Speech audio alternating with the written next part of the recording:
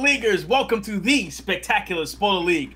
I'm the Pandan Superman, the mayor of Hype City, Hazy Roman. As always, I'm joined by the Gotham Knight, the Prime Minister of Post-Production, Deep Voice. And today we're in the Hall of Spoilers to talk about Marvel and Fox making deals, baby, making moves. Okay, Marvel, Disney, they've acquired the Fox, X-Men, and Fantastic Four properties. And Deep Voice and I are here to talk about the top 3 ways to introduce Fox previously owned Fox characters into the MCU, the Marvel Cinematic Universe. Deep Voice, we've got some theories. A lot of people are wondering, how is this going to work? How are they going to do this? There's so many characters. I mean, X-Men characters galore, Deadpool, the Fantastic Four, which includes cosmic characters like Galactus and Silver Surfer.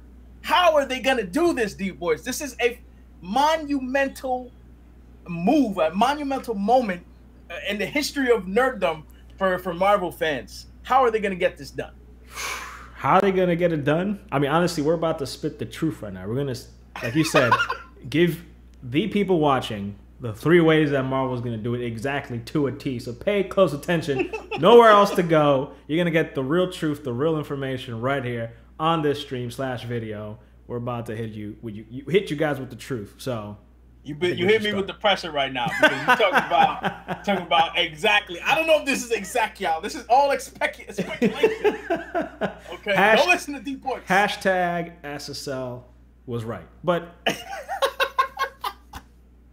I mean, I think we should kick it off.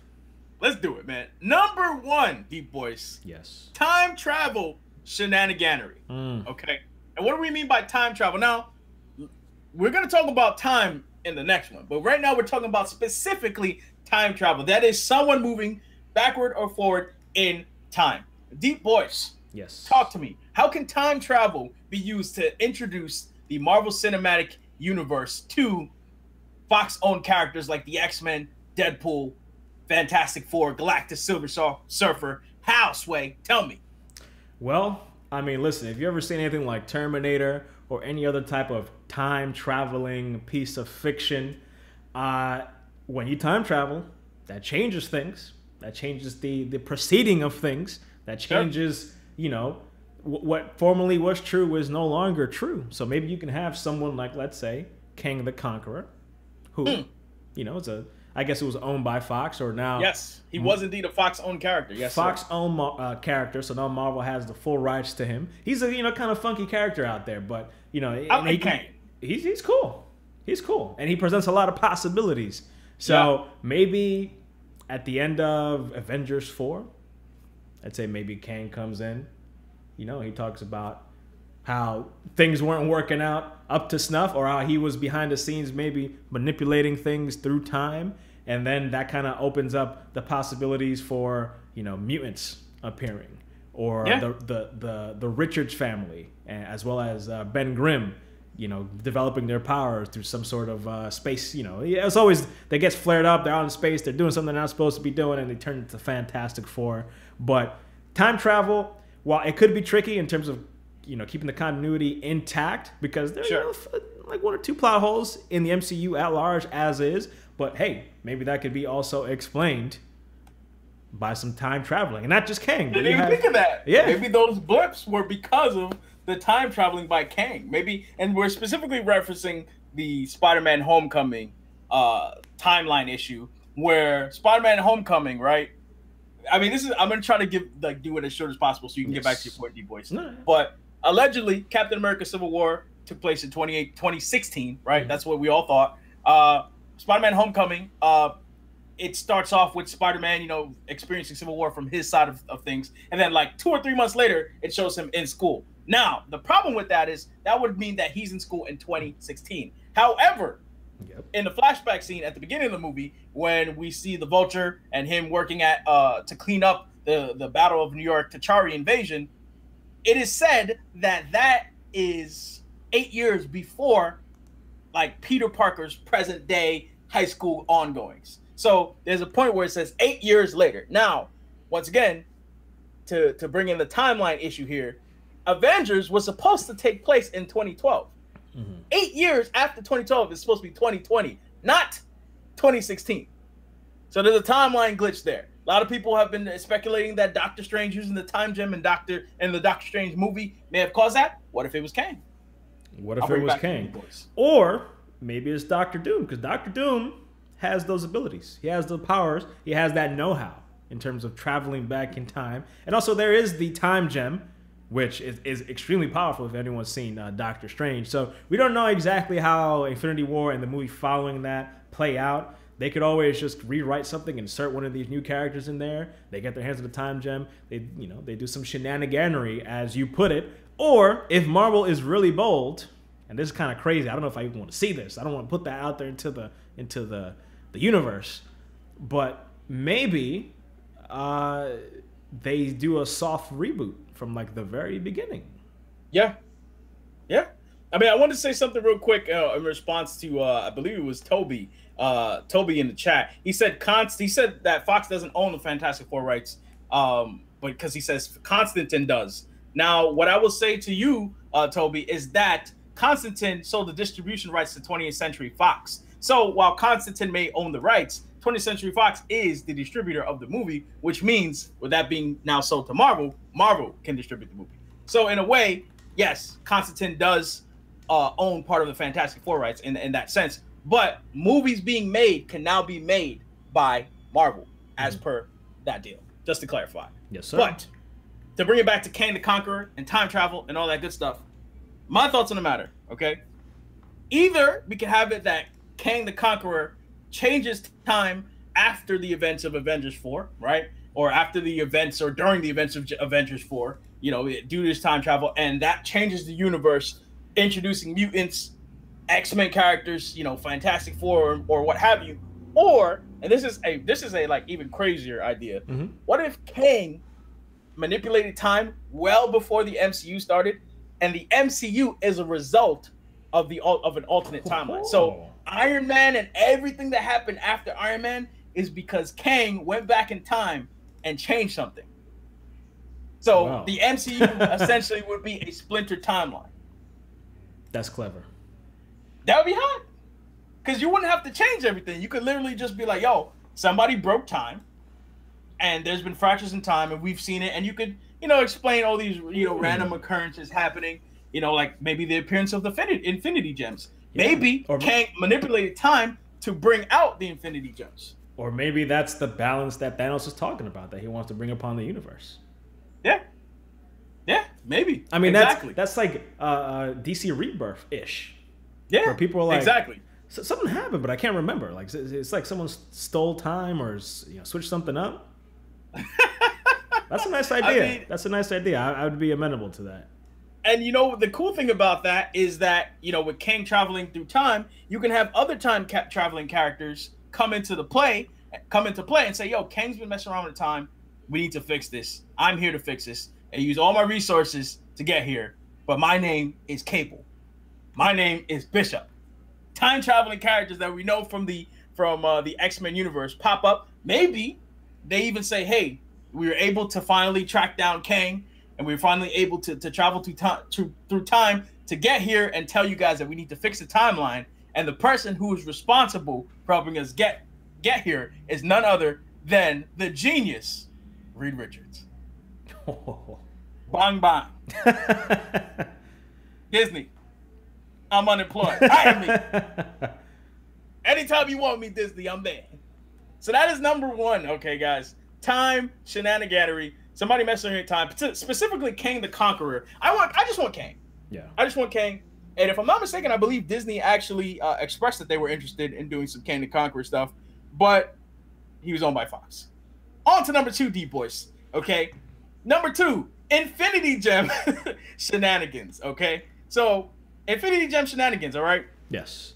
When you're talking about time travel, there are some time travel in alternate realities. And I specifically bring up alternate realities because it's entirely possible that with the Infinity Gems, specifically the reality gem, that an alternate reality exists in parallel to the MCU. What if that alternate reality features the X-Men, the Fantastic Four? What if the continuity that Fox established is actually in existence, right, in parallel with the Marvel Cinematic Universe, and then due to some, messing around by Thanos with the time gem, reality gem, maybe even the space gem, because space time, you can open up portals in space. What if Thanos opens up a portal in space and literally brings another reality from another time into the Marvel Cinematic Universe, whether intentionally or unintentionally, and it fuses the worlds together?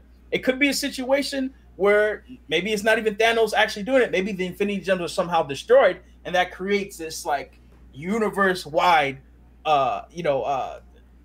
event that essentially opens up a reality change. We've seen realities change a ton of times in Marvel and DC. I mean, Deep Boys, what do you think about that?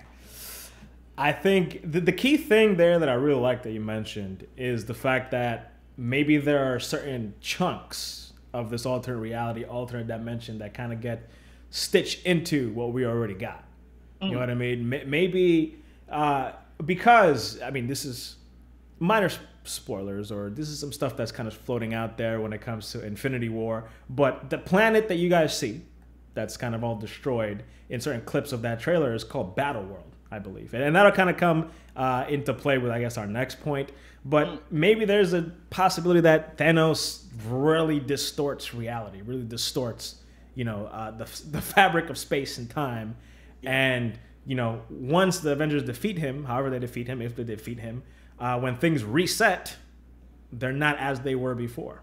So again, not I need to say something like that. not because of time traveling, but this time because we're messing, or Thanos and anyone else that has their hands on these powerful Infinity Stones. This is beyond their scope. This is beyond human comprehension. So it's not like they can perfectly tailor things. Like I say, a god or a godly being. Like obviously, if they were to maybe make things back to how they were, there would be some things that weren't there before. I think the interesting thing about the Infinity Gem is that the Infinity Gems is that no one is really meant to wield all that power. Yes. In the words of Kanye West, no one meant to have all that power. You know what I'm saying? And I think that could be a concept where either the time, the Space Stone, or the Reality Stone, or all of them in tandem mess with the universe in a way such that it breaks it, or maybe even as I said, with the time travel shenanigans, maybe the universe is already broken as a result of previous Infinity Gem usage. But what I want to say about Thanos and what you sort of introduced there is I sort of have a mini theory about Avengers 4, and this is due to reports that Haley Atwell is supposed to appear in Avengers 4, that people are saying that there's like flashback scenes and whatnot based on like casting calls, people having different looks and things like that. Like Hawkeye has a completely different look. I have a theory, okay, and it's a wild one, and I think that Thanos, in order to get the Avengers out of his hair, I have a feeling that he's going to just create a reality in which everything is different, and essentially he keeps the Avengers busy in said reality. Either he changes how the fabric of reality exists, like in the larger MCU, or he creates like a pocket dimension for them to exist in order to keep them busy and out of his hair. I think Thanos is going to mess with reality, and that would be a dope way for them to bring in the Fox-owned characters into the MCU by way of fixing said reality. You know what I'm saying? I mean, the Infinity Gems are super powerful. It's hard to believe that you could actually fix reality. So what if the result of that is bringing in, mutants? What if it's bringing in, Galactus and Silver Surfer? That would be awesome, man. And here's something adding to that, because I mean, people don't understand. We're kind of riffing off of each other. I mean, we spent hours thinking about this, but then it's like new revelations bring themselves when we finally come together, and these powers, these mega powers, clash on these streams and videos. But let's say at the end of all of this, because these are such immense powers, whatever happens, I doubt the Infinity Stones will end up in the same place, right? Like, let's say they defeat Thanos and they get the gauntlet. You can't just leave that in one place. Nowhere is that safe in the universe. So what has to happen to the Infinity Gems? What if they shoot out into the far reaches of space like the Dragon Balls do in Dragon Ball Z? and as an effect of that, each of them have their own unique properties, right? So maybe the Reality Gem maybe messes with certain human genomes, creating the mutants. Maybe the Power Gem happens to hit the, you know, Sue Storm, Johnny Storm, Reed Richards, Ben Grimm, while they're on some expedition or doing something while Thanos is out here wrecking Earth, and it changes their genetic composition. You know, what if one of them, you know, the Soul Stone, which people keep mentioning here, which is a pocket reality, which holds beings in it, maybe some of those are dispersed out of it and just brought into our, you know, into the MCU. You know, maybe, you know, going off of this kind of immense damage that Thanos does, and then this immense damage of all these stones being collected in one spot and then just being split apart, you know, create Galactus or create the Silver Surfer, or you know, are the catalyst for the, you know, the beginnings of all these characters. Because I mean, typically some of these characters are older than you know, what we would expect from the MCU if they started them in Phase 4 after already having, you know, the rest of these characters. Like, it would be a little weird if, actually no, I guess it would kind of mesh, because Peter Parker's still in high school, so if they make some college age Fantastic Four characters, it'll still kind of work. You know what I mean? That's what they tried to do in that whack ass Fantastic Four reboot. They're basically like super. I mean, that reboot was terrible. I'm just being honest. Like, the one that came out in 2015, they were pretty young, like very, very young. Damn. So, deflated me with that one. I forgot about that. I'm sorry about that, man. Yeah. I know that's a sore spot for you. It's a bad movie, though. It's a bad movie. I just recently watched it, and it doubly makes me excited for Fox to have for Marvel to have all that back, because Fox, I mean, just Doctor Doom, he looked like some type of like jade dildo. Like, it was really, it was bad, bro. It was bad. But I mean, if you're done with that 3D boys, yes, I'd like to go on to our last theory. Okay, I would like to propose an interpretation of Secret Wars. Now, in particular, I'm talking about the Secret Wars. Okay, for theory number 3, to unite this universe, a Secret War happens, and a Secret Wars interpretation happens, where a universe colliding event occurs. I mean, in the Secret War comic or Secret War miniseries in 2015, essentially that resulted in probably one of the biggest Marvel shakeups ever, which was the Ultimate Universe merging with the main universe, Earth 616. I believe the Ultimate Earth was 1610, if I'm not mistaken. Ultimate? Yes. Yeah, 1610. Yeah, Earth 1610 merging with Earth 616 to create one super universe. So, I mean, one of the biggest characters to probably come over was Miles Morales. He came over from the Ultimate Universe, and there are more characters that came over into the Ultimate Universe, but a Secret War type of event occurring. Now, this would, I think, require the X-Men to still be a part of a separate universe. And now, don't get me wrong, you may be thinking to yourself, oh, that would allow the X-Men cast, you know, that Fox's cast, to appear in the Secret War. No, I'm not. That cast is out the window, in my opinion. I'm talking about Marvel straight up recasts X-Men characters, recast all of them, and does a Secret War in the events, you know, post Avengers 4. Thanos is presumably defeated, and you know, you think everything's going back to normal, and somebody, a Celestial, let's say someone like the Beyonder, comes out of nowhere. Like, that was entertaining. That whole fight, that whole battle between you and Thanos was entertaining. Now that I've tested worthiness, it's time for the real battle to begin. Secret Wars. A literal fight for survival, where you're at the mercy of these Celestials who just want to see, if given the opportunity, what these people of different universes will do to survive. Now, I think this would probably require like some like crazy buildup, because you look at Avengers Infinity War and Avengers 3, there's so many characters in the movies. Like, they keep saying that there's so many characters that it's so hard to shoot these movies. You know what I'm saying? The Russo brothers have, you know, been saying that there's a billion heroes and characters in the Avengers movie. So you're talking about including not just those Avengers characters, but also throwing in some X-Men, throwing in some Fantastic Four characters, maybe even a little bit of Silver Surfer or whatnot. But I think that the groundwork for alternate universes is already there, not just with the Infinity Gems or the Infinity Stones, like, you know, the Reality Stone or the Aether, or the Space Stone opening up a pocket in space time and like bring it in another universe, but also Doctor Strange, who clearly deals with alternate dimension stuff. Like, what if that's the next step for the Marvel Cinematic Universe? They've already said Phase 4 of Marvel is going to be cosmic.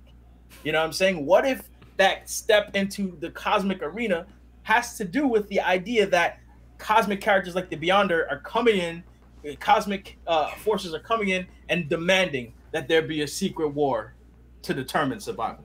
What do you think? I think you said a lot of phenomenal things right there. I mean, my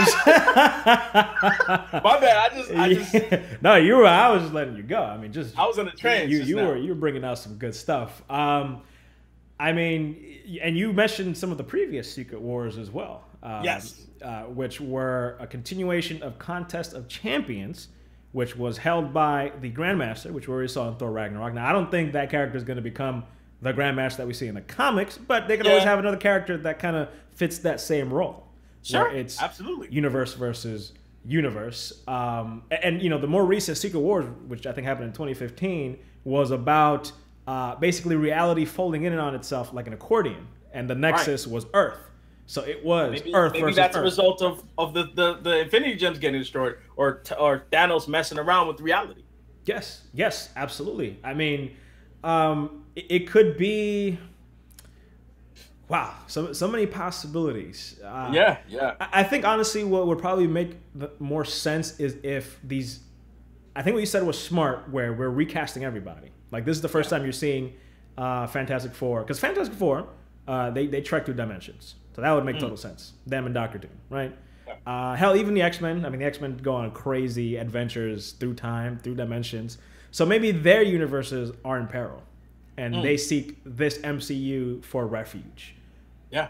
Or maybe let's say like Fantastic Four, they sense the threat of Thanos, and they're just like, no matter what dimension this guy is in, with this power, these Infinity Stones, it's a threat to all existence. What's to say that he can't travel to our dimension? So they come over to ours, or the MCU's, to fight as well. Interesting. You know what I'm saying? Now I really like that throwback to the Beyonder.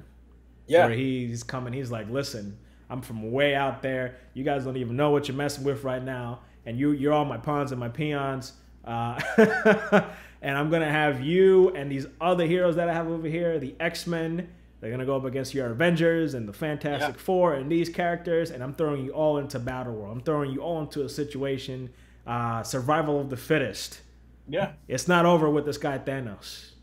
Yeah, and remember, Celestials have slowly been peppered throughout the Marvel Cinematic Universe thus far. In Guardians of the Galaxy, the first one, where they're talking about the Power Stone and the Collector's telling them about the history of the Power Stone, they show Celestials in that flashback scene about the history of the Power Stone. I mean, the location of nowhere, that head is the head of a Celestial. Ego, who's not a Celestial in the comics, but they retconned him to be a Celestial in Guardians of the Galaxy 2. Yes, yeah. So it's entirely possible that this is just painting a bigger picture of a larger world. They also showed the Watchers, who Stan Lee cameoed with. He was hanging out with the Watchers. So, and Stan Lee, he's been cameoing these movies, and he's reporting back. He's telling stories to the Watchers. Maybe he's reporting back about, you know, the capability of some of these heroes out there. And a throwback to a comic from this year, Ultimates 2, that involved not to get too complicated, it involved the Dark Celestials. These Celestials are like cosmic angels. They seed the universe and they create life and all that kind of stuff. Sure. And maybe like a previous incarnation of Infinity or of the universe is like, I need to destroy this because I want to come back into existence. So maybe not like a personification or anything crazy, but like you said, the Celestials coming back as a force. Who's leading them? Who knows? But maybe they're coming in and they're threatening all of existence again, depending on, you know, what it is Thanos is doing. I think they're kind of nerfing Thanos, which I think is a good move, where Thanos is just like a very powerful person. He's not going to take control of all of existence, but maybe that that great grand existential threat comes in and makes way for all of these characters to kind of make their way. And listen, we like Galactus. We like Galactus, how he's been portrayed in many instances, but maybe they changed him up a bit. And maybe he is not only just trying to eat planets, but maybe he's trying to shape the fabric of space and time and reality and all that. Maybe? Yeah. Maybe he's a force of nature in that, force of nature. Sorry, in that respect. I mean, honestly, it's. I guess what me and Hazy are alluding to here is we want to see how much Marvel can push the boundaries of how many heroes they can have in one movie. We're talking about because if we're talking about survival, we're talking about villains. Like we're talking about like everybody popping up potentially. It's gonna be. Like, I don't know if you've seen the trailer for Ready Player One, where you see like everything. That's like on that kind of level of just people running at each other with superpowers. Yeah. That would be sick, bro. Like I'm all in for that, my man. But I mean, Deep Voice, man. Any final words about the theory? So, just to summarize: time travel shenaniganery, Infinity Gem shenaniganery, and an interpretation of a secret war. So, a secret war for universe survival or multiverse survival that essentially results in a fusion of the multiverses. Deep Voice, any final words? Yeah, I mean, honestly, we're gonna come back with many more conversations. I mean, there's things we haven't even talked about, like Secret Invasion. You know what I'm saying? Dark Reign. I mean, there's so many storylines out there, so many possibilities, so much. I mean, this was a ball conversation. I'm glad you guys were here to join us on this, and spread the word. Yeah, listen, man. To bring up a line from Yu-Gi-Oh, and to throw this at DC, I will say this, DC. Your move. Oh, wait, hold up. And this guy is a DC fan. I like DC too, but this is the resident DC fan right here. But DC is out here struggling, bro. They're out here struggling, man. Oh, wait. And DC and Marvel's making moves like this. Come on, guys. Come on. It's time to put the big boy pants on, right, D-Boys? Absolutely. I mean, hey, that's another discussion for another day that we have left in the pocket. But I just want to real quick shout out to KQT. I'm just going to call him that because he's got a crazy name in the chat. But he mentions Annihilation Wave. That's another one. That's another one right there. Infinite possibilities, y'all. It is a good time to be a Marvel fan. That being said, if you're in the live stream right now, if you're watching this video right now at this point, please drop us a like on this video. That would help this video get out there. We need you to hit that like button right now. Please do that to show us some love, to show support to the Spectacular Spoiler League. If you haven't already, hit the subscribe button to join up with the Spectacular Spoiler League and hit that little bell icon to turn on notifications so you can be up to date with the latest and greatest coming from the Spectacular Spoiler League, including live streams like this one. And for those of you watching in video, you missed the live stream. You should have been here. That's your fault. But turn on notifications and you can fix that. We'll see you guys on the next one. Thank you guys for coming out. Thank you guys for sticking with us. Thank you guys for all the support. It's going to be good coming from Marvel. It's looking good, man. The future is bright. We'll see you guys on the next one. Peace out.